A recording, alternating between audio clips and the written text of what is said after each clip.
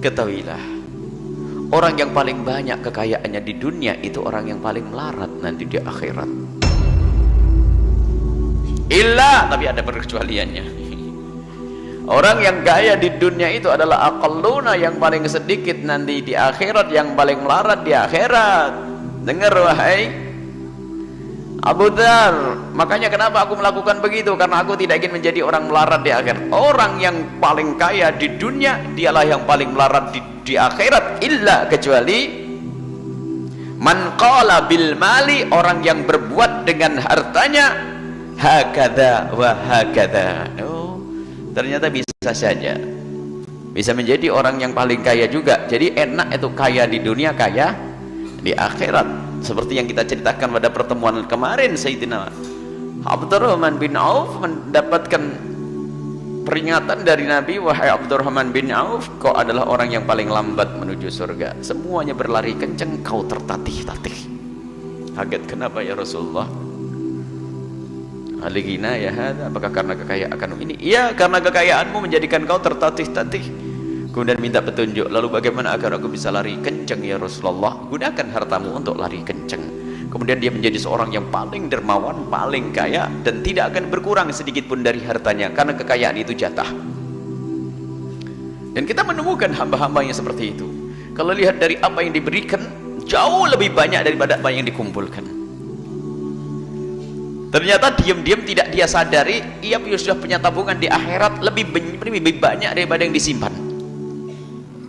Seandainya dia bisa berbuat baik sudah mungkin bermiliar-miliar, tetapi yang disimpannya pun paling sama atau mungkin di bawahnya. Nah, ini unik, dan itulah kemuliaan. Kalau misalnya Anda punya duit 100 juta, ternyata Anda sambil membantu, menyumbang, mungkin kalau Anda hitung sumbangan Anda sudah lebih dari 100 juta dan uang Anda masih tetap 100 juta, tidak akan kurang sedikit pun. Dan itulah barokah, dan itu memang seperti itu Allah atur, tidak akan mengurangi sedikit pun.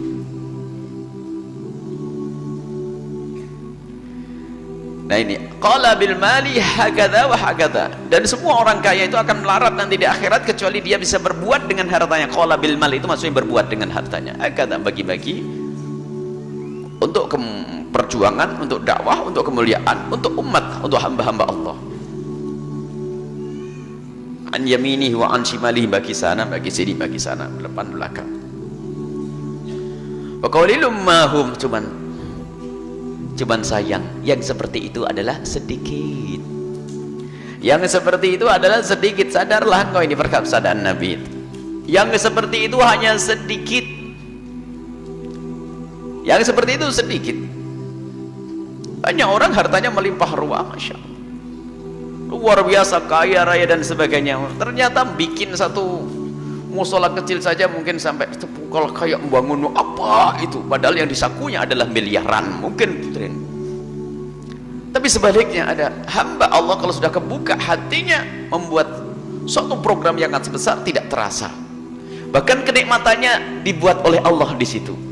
Jadi memang hatinya sudah dibawa oleh Allah menuju hati surga, hati akhirat, sehingga hiburannya adalah di saat ia bisa berbuat baik untuk kejayaan umat Nabi Muhammad SAW.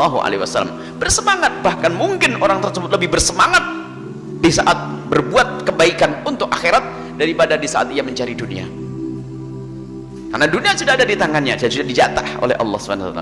Maka tidak mustahil ada orang yang diberi oleh Allah kekayaan melimpah ruah, akan tapi ternyata pikiran dan gerak-geriknya adalah untuk kejayaan, untuk agama, untuk umat Nabi Muhammad, untuk akhirat. Dan semoga Allah menggolongkan kita seperti itu, sehingga ada mungkin orang yang giat bekerja bukan aib dan bukan salah, akan tapi ternyata di saat berbicara tentang perjuangan dan dakwah lebih giat daripada itu semuanya. Dan itulah pendidikan dari Nabi SAW. Dalam Nabi sangat memperhatikan keluarga. Wa'ashiruhunna bil ma'ruf, istri dipergauli dengan baik, infak untuk sedekah, memperhatikan ke anak, kerabat dan saudara, kerabat, keluarga. Keluarga itu nomor satu. Jangan sampai ada orang baik di luar tapi tidak baik di dalam, baik di luar tapi tidak baik di dalam. Ini juga problem. Sehingga Nabi di saat berbicara tentang berbuat dari luar itu bukan melupakan yang ada di dalam. Di saat berbuat baik luar, maka tidak melupakan kebaikan yang ada di dalam. Artinya keluarga itu harus nomor satu. Kami selalu ingatkan bahwa para pejuang-pejuang yang bersama kami ataupun yang berjuang dimanapun, ingat keluargamu adalah nomor satu. Sebabnya Allah yang berkata, ku anfusakum wa ahlikum naro. Jika kau berjuang di luar sana karena engkau ingin menjaga orang dari api neraka, tapi yang paling pertama dan paling utama yang harus kau jaga adalah keluargamu dari api neraka.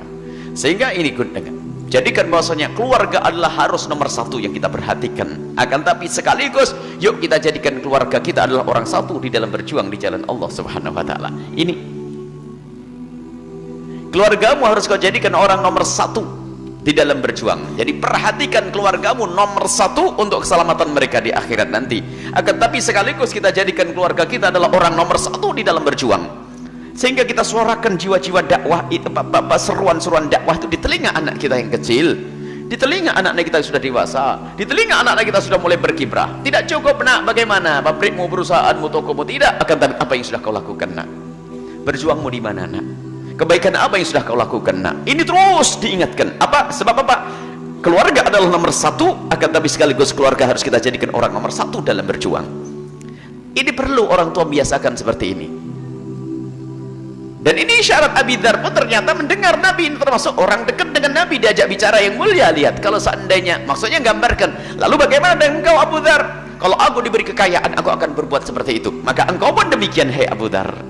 Jika Allah memberikan kepadamu, bukan Abu Dzar saja sebetulnya yang Nabi ngomong untuk kita, maka hei umatku semuanya itu, kalau Allah memberikan kekayaan kepadamu, jangan lupa kepentinganmu di akhirat itulah nomor satu.